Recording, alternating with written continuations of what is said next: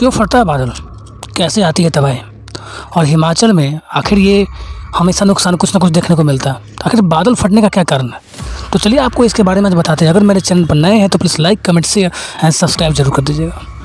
देखिए, पहाड़ी क्षेत्रों में बादल फटने की घटनाएं हर साल लोगों को झकझोर कर देती हैं। हर किसी के जहन में यह सवाल उठता है कि आखिर यह बादल कैसे फटता है और इसका बचाव किया जा सकता है नहीं। तो आज आपको इसी के बारे में बताएंगे। देखिए, शिमला राज्य ब्यूरो में हमेशा बरसात में बादल फटने की संभावना होती है और फटते रहती है। तो बादलों की राह में गर्म हवा और पर्वत पसंद नहीं है।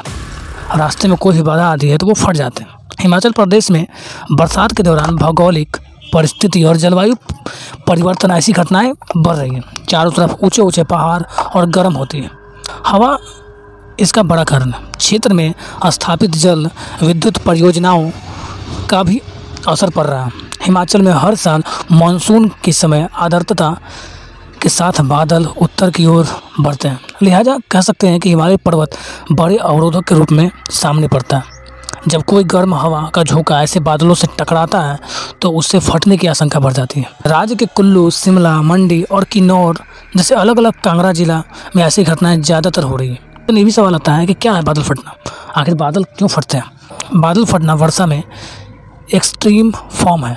इसे मेघ विस्फोट या मूसलाधार वर्षा भी कहते हैं। मौसम वैज्ञानिक के अनुसार जब बादल भारी मात्रा में आर्द्रता यानी पानी को लेकर चलते हैं और उसकी राह में कोई भी बाधा आती है तो वो अचानक से फट जाते हैं, यानी कि संघनन बहुत तेज़ी से होती है।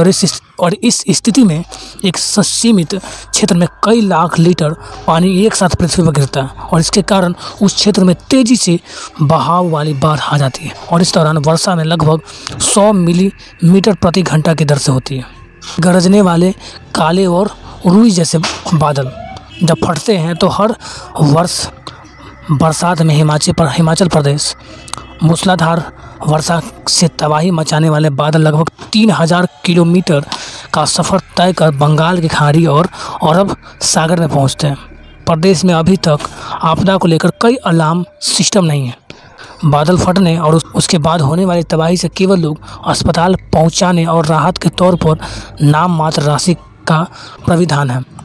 कृषकों और बागानों से मिलने वाली मुआवजा राशि को बढ़ाने के लिए विधानसभा में हर साल चर्चा की जाती है, लेकिन परिणाम कुछ नहीं निकलता। हिमाचल प्रदेश में हर साल लगभग 1000 करोड़ का नुकसान होता है। हिमाचल प्रदेश में बरसात हर वर्ष कहर बरसाती है। औसतन 1000 करोड़ का नुकसान हो जाता है। बादल फटने की घटनाओं से 300 से 400 करोड़ का नुकसान, बीते वर्ष कुछ 1500 करोड़ का नुकसान आंका गया है। केंद्र सरकार को इसकी रिपोर्ट भेजी गई, लेकिन इसका कोई उपाय नहीं होता है।